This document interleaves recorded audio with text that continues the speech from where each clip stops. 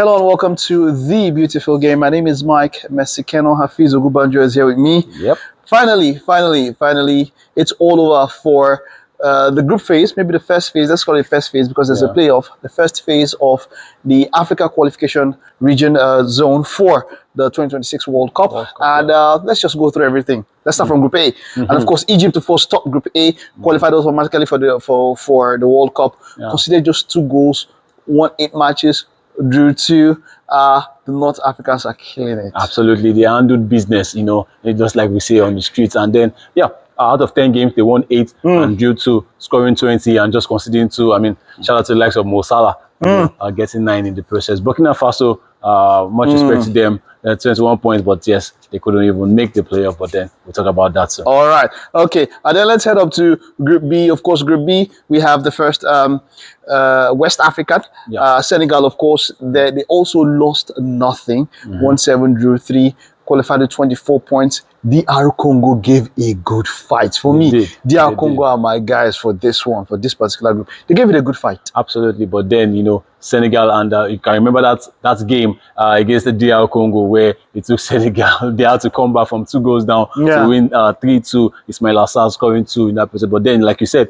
Congo gave a good fight, but then, Senegal, they have that quality. Not DR Congo also have the quality, the likes of Yohan Wissa, he's injured, the likes of Wan-Bissaka, but then Senegal's quality, I think, showed through at the end, yes. The one and only Group C. We'll get to break this down in detail. But this is the group that had the lowest points for the top team qualifying. South Africa, the Bafana qualified in top place. Well done. Well done. In spite of the fact that 3 points were deducted. Not just 3 That's points, a big one. 5 goals as well. 5 goals as well. Yes. So, yes, exactly. 2 and then 3 for the other one. So, kudos to Bafana. Bafana, of course, topping with 18 points, and that's why it was this low. Nigeria, of course, coming in second place. Benin, Lesotho, Rwanda, Zimbabwe. Yeah. Group C. I think it had everything. It was the most interesting group. It was the most interesting group for a while now. It had everything. At a point, at the beginning of the last phase of the qualifiers, Benin were top. And look at them, they ended up 10th. Nigeria also, they started really late in the qualifiers, but they have to make do for the playoffs, and South Africa actually topped that group. For me, I want to give a big shout out to Group D. And why am I giving that big shout out to Group D? That is because of Cape Verde. Yes. Because of Cape Verde. This country is just a country of less than 600,000 people. They've made history as the second smallest nation ever to qualify for the World Cup after Iceland. The country is like, okay, Lagos State. When you talk, it's about 4,000 square meters, just a little about 4,000 square meters. But when you talk of population, it's not a local government. Ogba no big pass. The population of Ogba no big pass Cape Verde. Like Ogba, using Ogba or Ikeja. Let's just say Ikeja. 600,000. You want to tell me they don't have more than 600,000 people residents in Ikeja? I'm saying Ikeja. It's not to Alimosho. It's not to Alimosho government. It's not. If you want to take voter register, in no way. How this country doing so well. AFCON 2023. They got quarterfinals. Yes. At AFCON 2023. It's such a small nation. Shout out to Cabo Verde, because I mean, most of their players as well. I mean, from outside of the country. Though I think their defender Logan Costa is the only one playing in the Europe top 5 leagues. But then they had the likes of Baby. If you remember Baby from Manchester United. But then they just grew up themselves as a unit. So the interesting thing is that none of them is playing in the country, and none of them they're not playing in Africa. Majority is outside. They're playing outside. Outside. They as far as the UAE. Dubai, Saudi Arabia, all of those things. One of the players plays for Villarreal, right there in Spain. But then shout out to Cabo Verde. They did their jobs. Look at the team they beat to the top place, Cameroon. I mean, and just like you said, they've been applying pressure, qualifying for the AFCON, and now they're going to the World Cup. I am personally going to watch them at the World Cup. They play so well. Not that they just qualify by fluke. They play really, really good football. Considering just 8 goals, of course. Yeah, scoring 16. Plus 8 scoring 16, even though that was not so much. But they found themselves away. And this is one of the successes of this particular World Cup. We have about 3 or 4 countries who are making their first appearance at the World Cup. A 48-team World Cup. This is what FIFA is looking for. These smaller countries having the chance. But then they did not just show. They came up against an African powerhouse in Cameroon in that particular group and came up tops. Absolutely. Even the likes of Libya, Angola pushed them, but then they just showed that with that union that they have of their footballers, they play mostly like the Portuguese. You know, I mean, it's a Portuguese speaking country, so they play mostly like the Portuguese, and it's shown through. That game against Cameroon was even the one for them when they won 1-0, a fantastic goal, and they pushed on from there. They knew what they had to do, and they did it. Shout out to Cabo Verde. Shout out to them. I will be watching and supporting. Shout out for Cape Verde as one of Africa's representatives at the World. Now let's move over to Group E, and we spoke about the North Africans. They were not joking. Morocco in Group E. No Messi. It means only 2 goals conceded. 22 goals scored. This is the group that is causing a lot of wahala in this competition, right? Yes. Let me. This is the group.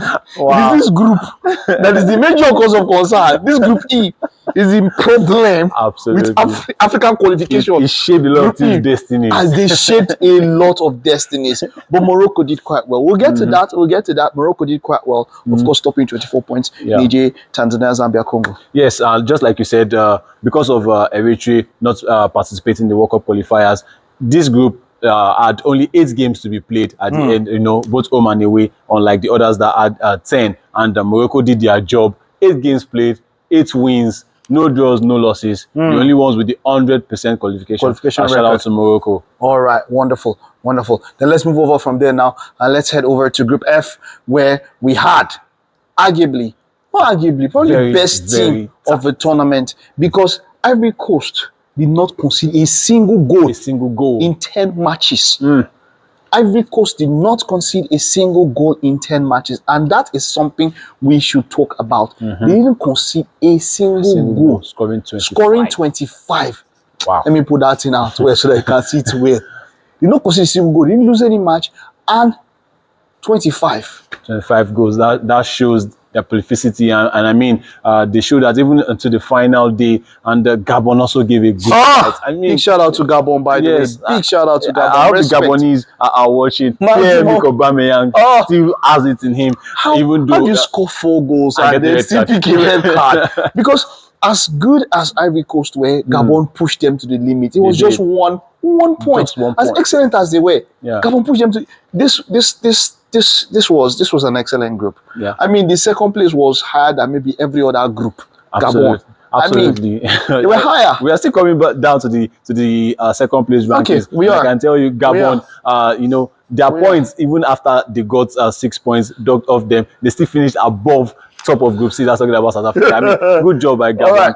Big shout out once again, of course, to the North Africans, Algeria, with that win, of course. The North Africans just handled business. They just handled business, yeah. So, you know, they just handled business there. Group H, of course, another North Africa. And this one is also another team that did not concede. They did not concede. About Tunisia.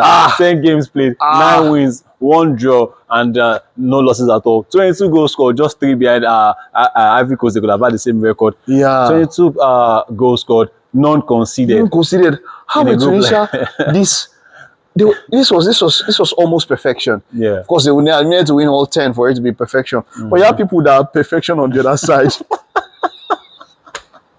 Who did they even beat? How did you even miss Seychelles? Seychelles scored 2 and conceded 53. How did you go to 53? I mean, this CAF World Cup qualifiers really gave us a lot. Respect everybody. It's just bad for everybody. It's just fun, right? Big amount of respect to Seychelles. I'm looking forward to come to that country someday for a vacation. Looking forward to it. And you ask them how they consider 53 goals.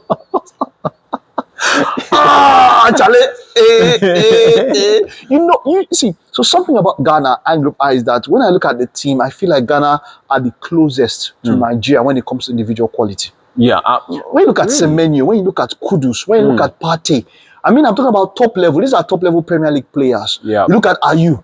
That alone is 4 players from the Premier League. Yeah. How many other teams have 4 players in the Premier League? Not much. We don't even have Super Goals we have, but spread over. You know, a lot of things will come for you that they have better players than Ghana. Oh, definitely. But I saw that team at different points and I expected a bit more. But Ghana, they stood on business. 25 points, Big ups to Ghana. Absolutely disappointing AFCON. They said Otto Addo should have been sacked, but then I think he's the happiest man right there in Ghana. And like you said, their stars actually came out for them. Kudu scored the goal that sealed their qualification. I mean, back to back now. Now they are going for their 5th World Cup, if I'm not mistaken. Yeah, the 5th World Cup. Shout out to Ghana. They also handled business. 10 games played, 8 wins, a draw and a loss. 23 goals scored, 6 conceded. I mean, you wouldn't be fancying Ghana when you see this group. Mali. I think Mali for me are the biggest disappointments in these qualifiers. Did you expect that much from Mali? Because I thought they were on a trajectory. From Mali. Even though maybe they lost their coach. That's talking about Eric Sekuchel, current Super Eagles coach. But then I expected them to kick on. The game was their coach. Why are you doing this? Why are you doing this? But then their coach still led Nigeria to the playoffs. So please, but Mali for me, I think they are just the biggest disappointment. Malians, I mean, you should do better. Let's get your team. You know, maybe in the AFCON you should shine through.